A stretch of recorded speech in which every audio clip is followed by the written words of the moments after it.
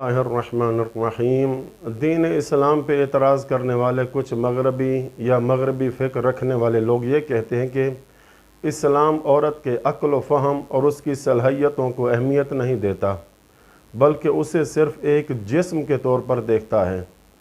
इसलिए वो हिजाब व पर्दे को इतनी शिद्दत से लाजिम करार देता है और ये गुमान करता है कि मर्दों की नज़रें औरत पर मशकूक होती हैं।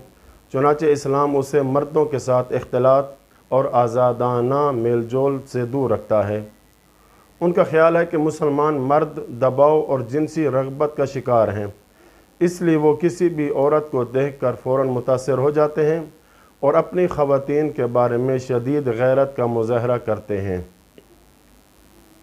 तो ये वही लोग हैं कि जो ऐसी बातें करते हैं कि जिन्होंने इस्लाम की तालीमात को छुआ तक नहीं होता, जबकि आप लोग देखते हैं कि मगरबी कंपनियां छोटी हों या बड़ी हों, सब की सब औरत की उरियां तस्वीर से भरी पड़ी हैं।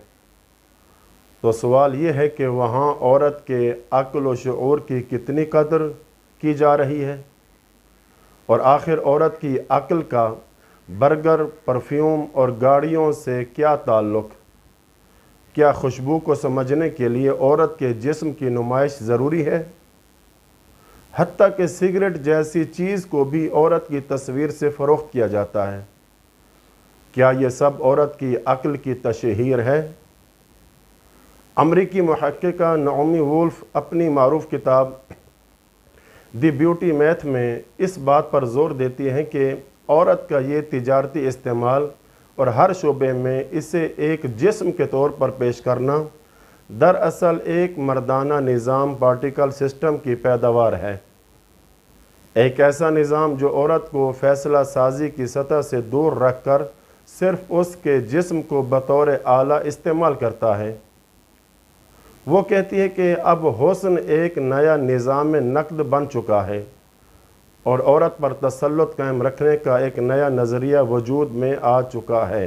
वो मिसालें देती हैं कि अमेरिका जैसे मुल्कों में फ़िज़ाई मेज़बानों, मीडिया की ख़वातीन और यहाँ तक कि बैंकों में काम करने वाली ख़वातीन पर कैसी अजीब शराइत लागू की जाती हैं और उम्र के 30वें अशरे में कदम रखते ही उन्हें नौकरियों से निकाल दिया जाता है।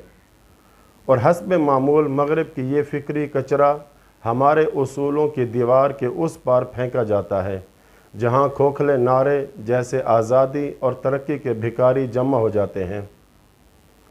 चुनांचे हम देखते हैं कि आजकल ख़वातीन को बाज़ारों, दुकानों, इश्तिहारात और सोशल मीडिया जैसे प्लेटफार्म पर किस कदर बेदर्दी से इस्तेमाल किया जा रहा है। अब तो बात इस हद तक पहुँच चुकी है कि अब तालीमी इदारे यानी कॉलेज और यूनिवर्सिटियाँ भी ख़वातीन को एक दिलकशी के उनसर के तौर पर पेश करके ख़ुद को पुरकशिश बनाने की कोशिश करते हैं। इम्तिहानात के मौसम में सोशल मीडिया पर तालिबात की ऐसी तस्वीर वायरल की जाती हैं जो उनके चेहरों और जिस्मानी खद्दोखाल पर फोकस करती हैं, गोया वो इल्म के नहीं बल्कि दिखावे के मरकज़ में मौजूद हैं। बरतानवी मुसन्निफ़ा रोज़ालिंड गिल अपनी किताब में लिखती हैं कि अब औरत ख़ुद को जिनसे बाज़ार बनाने की ज़िम्मेदार बन गई है और वो इस अमल की निस्वानी इंतखाब का नाम देती है। हालांकि वो इंतखाब भी इसी निज़ाम के कवायद के तहत किया जाता है। सतही नुमाइश की ये यलगार इतनी आम हो चुकी है कि अगर कोई औरत अपने दीन, अक़दार और हिजाब की पासदारी करे तो वो अजीब समझी जाती है। खा पर्दादार ख़वातीन की तादाद कितनी ही क्यों न हो, लोगों के जहन में रासिक सरमायादार और शहवानी निज़ाम के तहत वो ऐसी बाहया ख़वातीन को गैर मामूली और अजनबी मखलूक समझ कर नज़रअंदाज कर देते हैं। तो अब फैसला आप करें, कौन है जो औरत को महज एक जिस्म के तौर पर समझता है और कौन है जो इसे इंसान, साहिब अक्ल, इख्तियार और बावकार मखलूक समझता है। आखिरी बात यह कि शिया सुन्नी किताबों में है कि आखिरी ज़माने में औरतों के बिगाड़ के बारे में मुतअद्दिद अहादीस वारिद हुई हैं।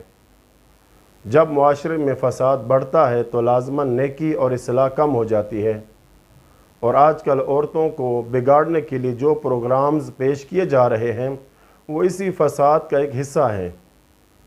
کیونکہ جب عورت اپنے حیا کا لباس اتار دیتی ہے تو پورا معاشرہ بگڑ جاتا ہے۔ جیسے آج کل کی ٹک ٹاکر لڑکیاں جنہوں نے چند ٹکوں کی خاطر اپنے حجاب اور پردے کو اپنے بدن سے جدا کر لیا اور اپنے حسن و جمال کو دنیا کے سامنے ظاہر کر دیا۔ اس فتنے اور مصیبت سے نجات کا حل صرف اور صرف اسلام کی تعلیمات کو اور اسلام کے احکام کو مضبوطی سے تھامے رکھنے میں ہے، اور ان میں کسی قسم کی نرمی یا سمجھوتا نہ کرنا ہے۔ اس کے علاوہ کوئی دوسرا راستہ اور دوسرا حل نہیں ہے۔